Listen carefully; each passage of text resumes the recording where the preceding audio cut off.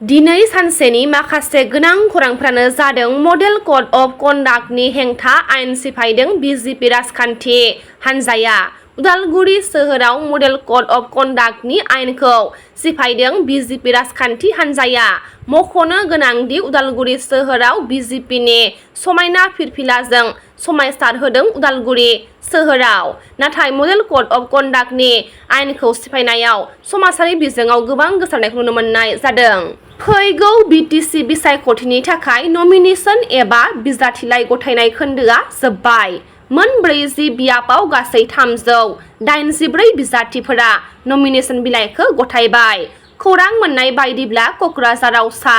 132 बिजाथि, उदालगुरियाव 74 बिजाथि, बाक्सायाव 64 बिजाथि आरो चिराङाव 64 बिजाथि, तामुलपुराव 50 बिजाथिफोरा फैगौ बिटिसि बिसायख'थियाव गेलेनो साखाफारा जादों। दुलाराय बर' फरायसा आफाद एबसुनि गाहाय नेहाथारि खनीन्द्र बसुमतारिया सांग्रांथियारि मेलाव उन्दै लाइमोनफोरनो हाग्रामा महिलारि बिथांनि सायाव नंखाय बाथ्रा फोसावदों होनना कास्टम बसुमतारिया गोख्रों रावजों सोंखारिदों। दिनैनि तारिखआव मोनसे खोथाखौ रोखा जा, बे खोथाखौ जोंनोबो फोरमायनो हाग्रामा महिलारिया एबसुआनो इउपिपिएलआनो एबसु आरो बे खोथाया दिनै प्रमान जाबाय। एबसुआनो इउपिपिएलआनो एबसु। इउपिपिएलनि आफादगिरि प्रमद बर' बिथांनि स्पक पार्सन जानानै बिथांमोनहा खोथा बुङो। आं दिनै दुलाराय बर' फरायसा आफादनि मानगोनां आफादगिरि दिपेन बर' आरो गाहाय नेहाथारि खनीन्द्र बसुमतारि बिथांमोनाव सोंनो नागिरदों, नोंथांमोननि थाखाय हारिया देरसिन ना प्रमद बर'आ देरसिन? जुदि हारिया देरसिनब्ला सिक्स सिडुलखौ बासायनांगौब्ला नोंथांमोनहा हारिनि जानानै खोथा बुंनांगौमोन। नाथाय नोंथांमोनहा दिनै हारिनि जानानै खोथा बुङाखै। नोंथांमोनहा दिनै प्रमद बर'खौ बासायनाय, प्रमद बर'खौ सिफ खालामफिननाय, प्रमद बर'खौ जेरैखि जाया उद्धार खालामनाय बेयावसो दङ। जाथिया थैलांथों बा जाथिया मा जाया बिनि सायाव दिनै नोंथांमोनहा सानाखै। दिनै दुलाराय बर' फरायसा आफादनि गाहाय नेहाथारि खनीन्द्र बसुमतारिया जेरै उन्दै लाइमोनफोरनो रं मेसेज आरो नंखाय मेसेज होदों मानव गेदेर हाग्रामा महिलारिनि सायाव, बे जोबोद दुखुनांथाव आरो बे लाजिथाव। दिनै आङो बिटिसिनि लाइमोनफोरनो बेखौनो मेसेज होनो सानदों, दुलाराय बर' फरायसा आफादनि दैदेनगिरिफ्रा प्रमद बर'आ सिफ जायोब्ला बिथांमोनहा स्किम मोनो, बिथांमोनहा थाखा फैसा खामायनो हायो। नाथाय दिनै लाइमोनफ्रा बिटिसिनि लाइमोनफ्रा साख्रि मोनाखै। बिटिसिनि लाइमोनफ्रा एग्जाम पास जायोब्लाबो प्रमद बर' गभर्नमेन्टआ फैसा बिदों, जाय फैसा होनो हायाखै साख्रि मोनाखै। दिनै प्रमद बर'नि सरकार समाव रन्जित बसुमतारी फेरेंगिया गावनि फिसाजोनो साख्रि होदों। दिनै लेखा गोरों लाइमोनफ्रा साख्रि मोनाखै। लेखा गोरों लाइमोनफोरनि जानानै जों इउथ बिपिएफआ बुंदों, नाथाय दुलाराय बर' फरायसा आफादा बुङाखै। दा ओंखायनो इउपिपिएलआव आरो एबसुनाव सेंग्रा सिख्लाखौ लानानै जेबो एजेन्डा गैया। बिथांमोनहा प्रमद बर'आ सिफ जानांगौ आरो थाखा खामायनांगौ, बेयावल' बिथांमोननि एजेन्डा। ओंखायनो आं साफ्रोमबो बिटिसिनि लाइमोनफोरखौ दुलाराय बर' फरायसा आफादा ससियेल एवारनेस आरो एडुकेसन एवारनेस नाम लाफ्लानानै जेरैबायदि राजखान्थि मिटिं खालामबाय थायो बेनिफ्राय जाहाथे गोजानाव थायो। मानव गेदेर हाग्रामा महिलारि सारा साफ्रोमबो बिटिसिनि लाइमोनफोरनो 100 कौटि फान्ड लाबोनो नागिरदों आरो जोङो बिटिसिनि लाइमोनफोरनि जेन्युइन जे एजेन्डा दं बेनि सायाव जोङो खोथा बुङो।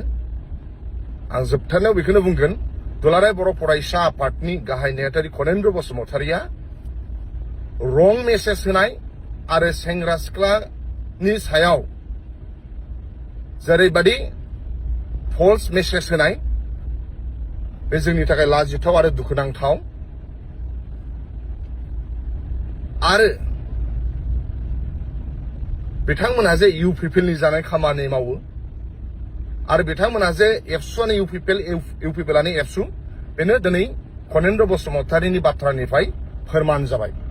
14 नं चिरां दुवार बियाबनि बिपिएफ दोलोनि बिजाथि हाग्रामा महिलारि बिथांखौ 14 नं चिरां दुवार बियाबनि रायजो राजाफोरा बरायदों। मख'नो गोनांदि खौरांगिरिफोरनि सोंथियाव माखासे गोख्रों बाथ्राखौ फोरमायथिदों हाग्रामा महिलारि बिथाङा। जाम्बाय खुन सिंह दात नाथाका असरत जाय संसन सिंह असरत जाय साउक्सन आपने एक बार दात आसिना नाय जाम्बा जाम्बा কথা কয়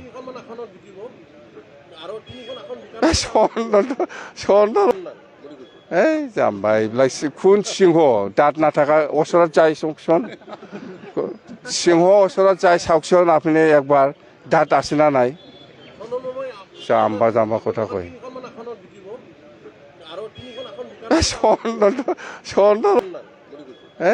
बिटिसिआव गोदानै दाजानाय एपिबि राजखान्थि हान्जाया गिबि खेबनि थाखाय बिटिसि बिसायख'थियाव बादायलायनो नमिनेशन गथायखांनाय उनाव आफादगिरि डक्टर अनजालि प्रभा बिथाङा माखासे गोख्रों बाथ्राखौ फोरमायथिदों। सम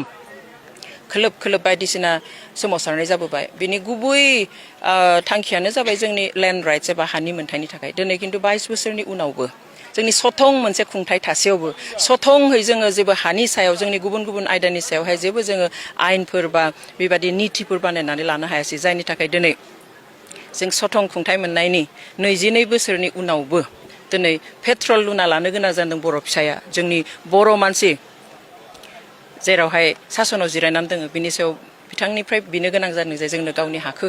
गुबुननो होनाङा होननानै दिनै बर' आइजोफ्रा गावनि हाखौ रैखा खालामनो हासिब लाना ओंखारनो गोनां जादों दिनै बर' हौवाफ्रा पेट्रल लुना लानानै थैनो ओंखारनो गोनां जादों स' जोंनि गिबि इस्युआ जागोन जोंनि जिथु सथं खुंथाय मोनदों बे सथं खुंथायाव जोंनि बादि जाहाथे जोङो नीति बा आयेन बानायना लानानै खारन जोंहाबो एसेम्बलि दङ आयेन आफाद दङ बेयाव बेखौ बानायनानै लानानै जाहाथे जोङो जोंनि हानि रैखाथिनि खामानिखौ मावनो हायो खारन जोंहा हा गैयाब्ला जोंहा बिथा गैयाब्ला जोङो ना सोलोंथाइनि खोथा रायलायनो हायो ना जोङो राव हारिमु जौगाथायनि रायलायनो हायो बा साननो हायो गिबिया जाबाय जोंहा हानि मोनथाय आरो जिखौ संबिजितनि आयेन बादिहाय जोंनो 6 शेड्युल होदोंमोन माने जथेस्थ गोहो गोनां खिन्थु दिनै बिनि गोहोखौबो जों मिन्थिया मानि थाखाय बेखौ कार्टेल खालामबाय थानो गोनां जादों मिन्थिया ना सोरजोंबा नारसिन जादों खिन्थु बिनि गोहोफ्राबो दिनै सानफा एफा थांगासिनो आरो बेबायदि थांबाय थायोब्ला आरो गुबुनफ्रा दिनै सोगोमनानै बेयाव लाफैनाय हाबफैनायनि खोथा बुंबाय थादों बेफोरबायदि जुदि जाबाय थायोबा जों बेखौ बुजिखानांगोन जे हयथ' 5 बोसोरनि उनाव 10 बोसोरनि उनाव आरो जोंनि गेजेराव आरो सोमावसारनायफोर जाफिननो हागौ गावनि मोनथायनि थाखाय बेवहाय जों बेखौ जानायखौ लुबैया जों जि गोहो जोंहा दङमोन दासिम जों जि लाथ'दों बेखौ जोङो गाबथानो नांगोन आरो जोंनि इयुन जोलैफोरनो जोङो मोनसे गोग्गो इयुन होनो नांगोन आरो रैखाथि होलांनो नांगोन जोंनि एपिबिनि गुबै टारगेटआ जाबाय इयुथफोर आरो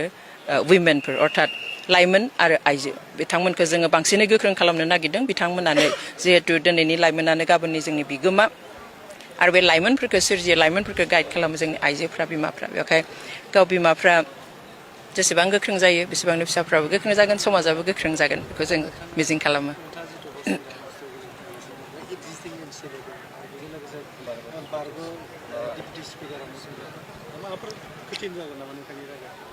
आं जेबो सानाखै बेखौहाय थागोन गुबुन गुबुन हान्जा दङ बिथां सानैल' नङा आरो गुबुन हान्जाबो ओंखारनो हागौ सोरबा उदां बिजाथिबो ओंखारनो हागौ गासैबो समस्थियावनो थागोन दा बे फेक्टर नङा बिदिहाय रायजोनि अननायजों जों देरहागोन जोंनि जिथु मोनथाय ट्राइबेल बेलेन्स ब्लक आरो 6 सिडुलखौ जाय नेशनेल पार्टिया फोजोबनो नाजादों